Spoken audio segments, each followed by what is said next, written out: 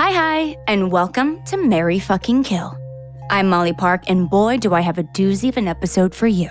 Today, I'm gonna serialize the creepy as fuck and truly terrifying, also incorrectly monikered, Trinity Killer. Spoiler alert, he didn't kill in threes, he killed in fucking fours, and he's been doing this since, wait for it, 1979. This killer has lasted longer than disco, hair metal, and grunge combined. Watch out, Zodiac. And for all we know, he could still be out there teaching in the streets and slaying in the sheets and bathtubs today. Let's dig in on kill cycle number 1. Lady in the water.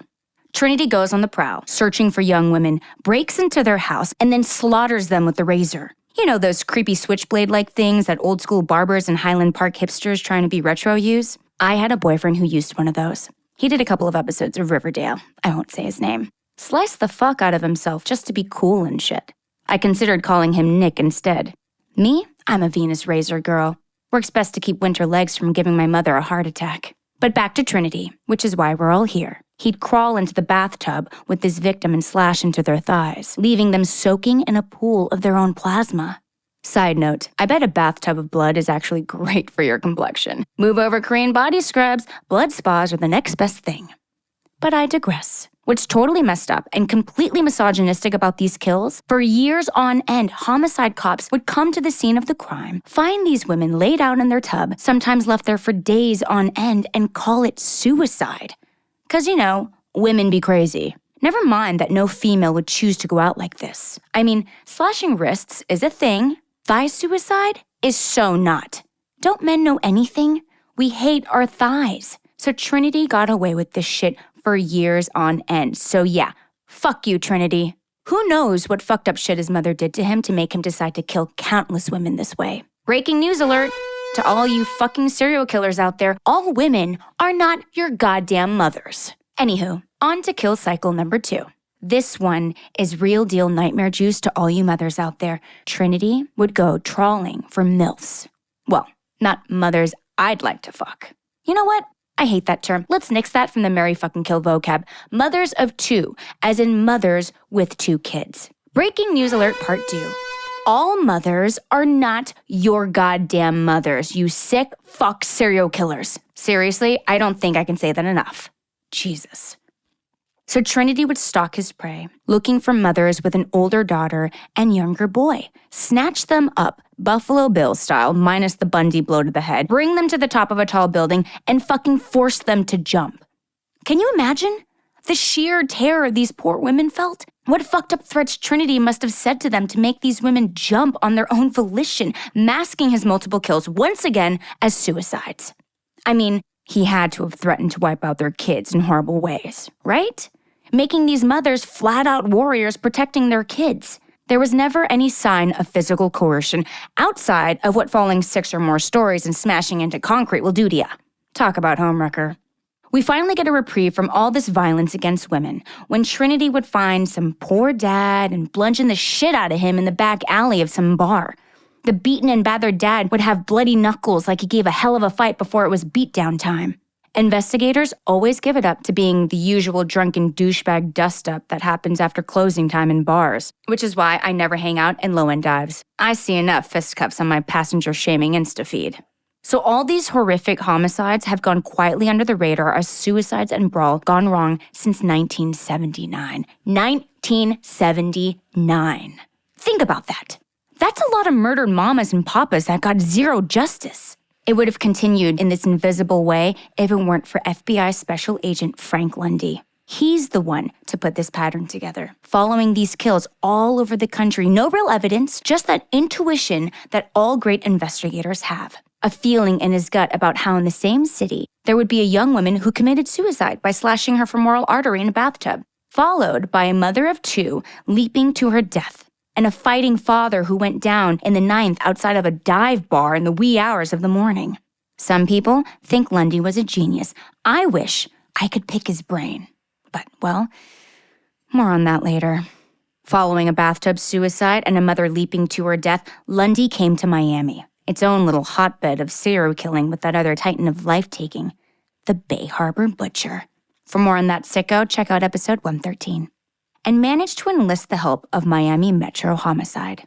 It's there in Miami where Lundy really hit his stride, leading the investigation to the most mild-mannered neighborhood dad, Arthur Mitchell, you can imagine. I mean, this fucko would give Clark Kent a run for his money in the biz of being mild-mannered. Teacher by day, serial killer by night, father of 2, and a loving wife, all of whom are still out there in the FBI Witness Protection Program. Why is that? We'll get to that later. Artie also found to have an older daughter who was dallying with Detective Joey Quinn, a total hunk who looked like he could have been on Gossip Girl. He could totally get it.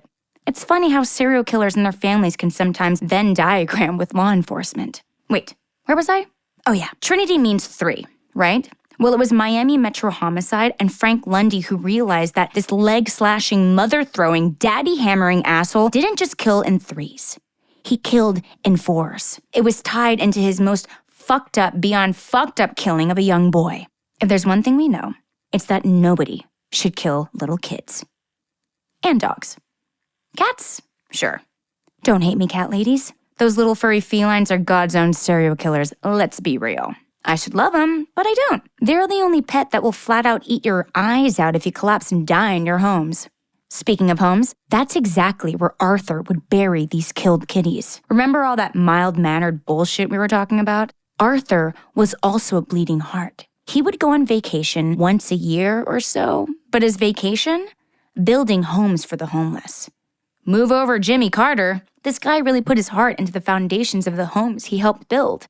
Well, the heart of the deceased toddler. And the name of the organization that he volunteered for? Wait for it. 4 walls, 1 heart. Do you follow? Sicko. Jesus H. Christ on a crutch. Our Arthur Mitchell had a dark sense of humor. I'll give him that.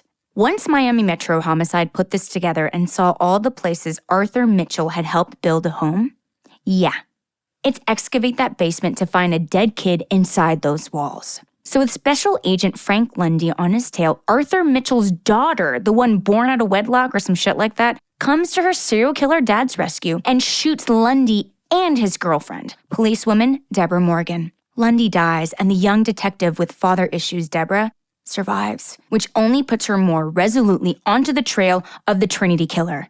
You go, girl. This brings us to our final kill. At least the last one that we recognize as a classic Trinity slaying. The police are finally hip to his MO. But of course, they don't get it together fast enough to stop him from one final cut. For this one, he goes rogue. Some folks think this last slaying was blood for blood, with Miami Metro Homicide hot on the trail of Christine, the Lundy killer, the daughter of the most prolific of serial killers, took her own life rather than go to jail. Finally, a real deal suicide rather than all the fake ones that her father perpetuated on so many women. There's some kind of justice, right? Think about that. It was Detective Deborah Morgan who caused this. So Trinity went after this gorgeous girl-next-door beauty with the picture-perfect family and sister-in-law to Debbie, Rita Morgan. And this is the real fucked up part. She has a young baby. Arthur pulled a Lady in the Lake-style murder on this poor woman, barged into her home, stripped her down and bathed her, slashed her thigh, watched as she bled out. And this young baby? He's in the fucking room when she dies, leaving that baby crawling in a pool of his mother's own blood. How fucked up is that kid now? Am I right? I mean, there's not enough therapy in the world to make things right in that kid's head. And kiddo, if you're out there and you want to come be a guest on Marry Fucking Kill, I'm your Huckleberry. I'd love to pick your brain, find out which side of the tracks you ended up on, psycho or perfectly normal. Hit me up on my Insta. I call that the last kill because Arthur Mitchell disappeared into the wilderness. Nobody knows where that motherfucker went. So the next time you see a suicide or an accidental death or move into a house with a basement with a strange lump at the foundation, wonder if this is the work of the misnamed Trinity killer. Is he on some new form of kill cycle? Because fuckers like this don't just decide to end their killing careers and move on to oil painting. No, they keep on keeping on. Maybe, just maybe, that old dude who's staring at you at the local farmer's market isn't just a harmless fella dreaming of the old days. Maybe he's gonna follow you home and do who the fuck knows what to you, leaving you to bleed out in your bed. And Trinity, Arthur baby, if you're out there and you're listening along, jerking off as you're revisiting all these nauseating kills, fuck you. Sincerely, Molly Park. Join us next week as we delve back into Miami Slayers and talk about Brian Moser, the ice truck killer. Until then, stay frosty, my murder fiends. Ooh, that sugar sweet, you got what I need. Sipping on the potion, all that good emotion, just my kind of heat. Keep it on repeat, tested by the motion, love it.